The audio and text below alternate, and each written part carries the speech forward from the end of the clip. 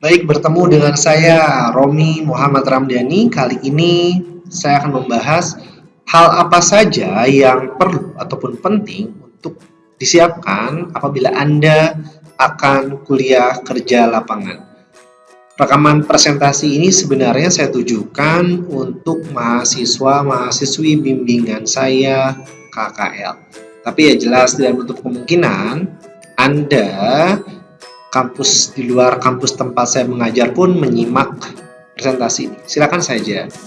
Hanya saja nanti perlu diadaptasi ya, seandainya ada hal-hal yang berbeda dengan tempat Anda, kebiasaan KKL-nya. Oke. Kita akan mulai mengenai persiapan kuliah kerja lapangan. Hal apa saja yang perlu disiapkan?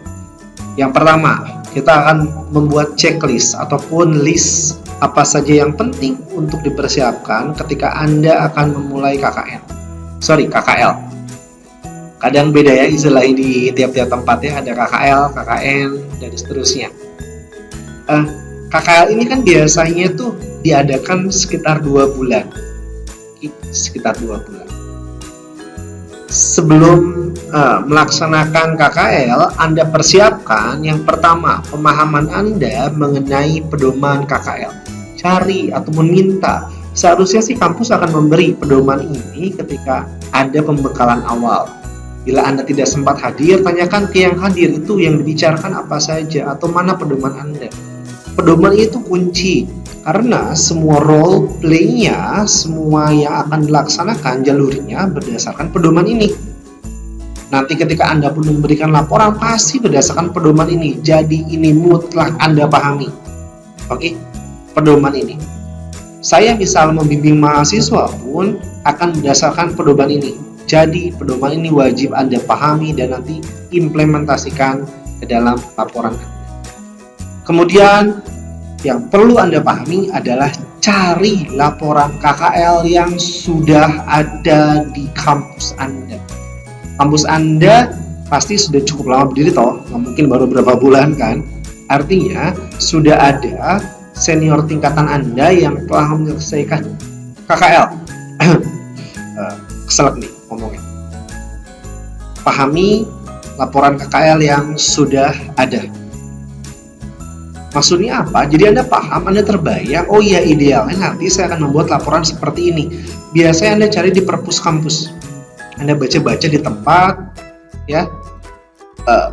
Biasanya sih laporan ini nggak boleh dibawa pulang. Jadi kalau misal pun Anda mau, coba foto-foto aja. Ya, pahami laporan ini adalah idealnya. Jadi Anda tahu, oh iya nanti saya akan buat seperti ini, isinya seperti apa dan seterusnya. Apalagi yang perlu dipahami, tempatnya di mana? Beberapa kampus memperbolehkan untuk memilih tempat secara bebas di tempat kerja ataupun bisa jadi ditentukan misalnya. Poin utama dari saya, pahami dengan baik tempat KKL ini. Apakah sesuai terutama dengan jurusan Anda?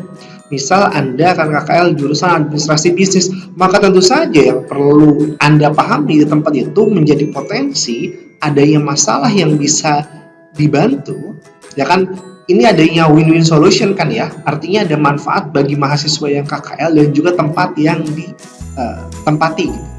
Apa sih manfaat untuk tempat yang Anda tempati itu menjadi tempat KKL? Dibantu kan jelas. Ini akan dibantu oleh Anda diberikan alternatif solusi terhadap masalah yang ada. Ruang lingkupnya apa? Bidangnya apa ya? Tergantung jurusannya. Kalau Anda administrasi bisnis tentu saja menjadi ruang lingkup administrasi bisnis. Apalagi dari sekarang, dari sebelum, cari tahu apabila Anda sudah memahami tempat KKL, maka Anda akan paham perlukah surat pengantar dari kampus. Oke. Bila perlu ya, maka siapkan ke bidang akademik administrasi kampus. Apalagi lakukan koordinasi komunikasi yang baik dengan pembimbing. Oke. Koordinasi yang baik, komunikasi yang baik. Ya, smooth biar lancar ya. Etika komunikasi juga silakan digunakan dengan optimal. Seperti apa?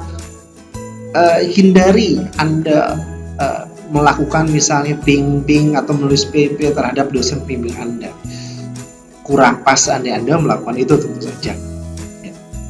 Pergunakan salam ketika kenalan awal, perkenalkan diri Anda siapa, seandainya Anda baru mengenal maksud tujuannya apa, dan kirim di waktu-waktu yang memang katakanlah office hour gitu. Bukan jam-jam ketika orang-orang istirahat, katakanlah ya.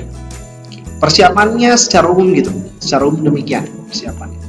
Lalu langkah apa lagi yang penting? Langkah yang penting yang selanjutnya yang utama adalah pelaksanaan atau implementation. Pelaksanaan ini tentu saja Anda yang KKL akan mencari data terhadap masalah yang awalnya Anda akan selesaikan, kan ya. Anda mencari data ini bagaimana nih sebenarnya cara penyelesaiannya, ataupun kemudian saran dari Anda. Maka pertama yang penting dalam pelaksanaan ini, pertama jaga nama baik. Ketika Anda berada di tempat KKL, Anda bukan hanya membawa nama baik Anda, tapi juga Anda akan membawa nama baik dari kampus Anda yang tempat Anda berdiri. Maka dari sana, yang Anda mesti pahami, yang mesti Anda perlu lakukan, menjaga kredibilitasnya. Nama baik itu ibaratnya kertas putih. Artinya, kertas putih atau kertas HVS lah, anggap yang sudah nanti Anda remas, setelah diremas, event itu dibuka lagi, itu akan ada bekasnya. Itu akan ada tapaknya, kalau orang Sunda bilang. Nama baik setelah rusak akan menjadi susah untuk pulih. Jaga nama baik Anda dan kampusnya. Koordinasi dan komunikasi yang baik dengan stakeholder. Siapa aja stakeholder yang saya maksud? Semua pemegang kepentingan. Jadi orang-orang terlibat dengan tempat KKL Anda, semua. Bukan hanya pihak kampus. Jelas juga pihak keluarga. Kan Anda saat KKL ini ada sebuah tanda kutip waktu yang dihabiskan gitu ya untuk berada di tempat KKL misalnya. Keluarga Anda mesti dapat pengertian. Misalnya apakah itu orang tua, keluarga, bila Anda sudah berkeluarga. Orang-orang yang berada di perusahaan, semuanya ya, komunikasi koordinasi dengan baik. Anda bukan cuma berkomunikasi baik dengan pimpinan, bukan. Semuanya. Bagian cleaning service, bagian security, driver, semuanya. Berlakulah baik, karena kebaikan nanti akan kembali kepada Anda. Bukan menjadi niat utama untuk membalikan hal-hal kita lakukan, tapi niatkan saja berbuat baik ya. Komunikasi, koordinasi yang baik. Apalagi dalam pelaksanaan penting adalah time management Anda, pengaturan waktunya. Saya di YouTube saya ini saya pernah menjelaskan tentang time management, nanti bisa dicari aja. Harapannya, saya yakin kan kegiatan Anda, hidup Anda bukan cuma KKL. Ada bagian hidup Anda yang lain yang perlu Anda manage. Maka manage dengan rapi. Ya. Ketika Anda melakukan keseharian dalam KKL, maka Anda perlu disiplin. Dalam hal ini minimal aja Anda disiplin dalam mengisi laporan kegiatan. Sehari-hari ngapain aja tuh, tulis, ingat. Hindari menumpukan laporan kegiatan. Kenapa? Anda menumpuk tugas hari ini, itu akan lebih menumpuk untuk besok, dan seterusnya. Cicil saja. Hari ini ngapain? Karena ini biasanya di kampus-kampus ini menjadi bagian dari laporan yang perlu dilaporkan. Sehari-hari Anda ngapain aja. Jadi, seandainya, tapi saya kalau dalam seminggu melakukan hal yang sama, gimana ya, nggak apa-apa. Tetap bab yang sama pun, pencarian data yang sama bisa jadi, tapi detailnya berbeda. Cantumkan saja. Kemudian apa yang perlu saya sampaikan dalam hal pelaksanaan kesehatan diri Anda. Benar, KKL ini penting dan prioritas Anda untuk menjadi lulus, karena ini merupakan syarat dari sebuah mata kuliah misalnya kan. Tapi ingat, makan Anda, istirahat Anda, olahraga Anda. Oke. Ini perlu seimbang. Terakhir dalam pelaksanaan, siapa media tulis? Apakah itu notes, gadget, handphone, laptop, yang gampang deh maksudnya itu. Maksudnya apa? Gini, dalam hal pelaksanaan biasanya ada hal yang tiba-tiba kita melihat sesuatu, oh iya, ini menjadi penting untuk dituliskan. Nah, ini jangan dientarin. Ketika Anda menunda untuk menulis sebuah inspirasi tulisan yang Anda temukan dalam tempat KKL, ini tuh perlu segera ditulis, minimal intinya saja. Feel untuk menulis inspirasi yang didapat apabila dilakukan nanti ini akan berbeda kata per katanya. Even nanti Anda mau ngedit lagi kan nggak masalah. Ya, laksanaan. Kemudian apa? Setelah Anda mencari data, lalu jelas Anda akan menuangkannya ke dalam sebuah laporan untuk melaporkan di seminar ataupun progresnya seperti apa. Maka menjadi mutlak untuk Anda menguasai Microsoft Word. Pinjem deh bukunya di perpus Anda.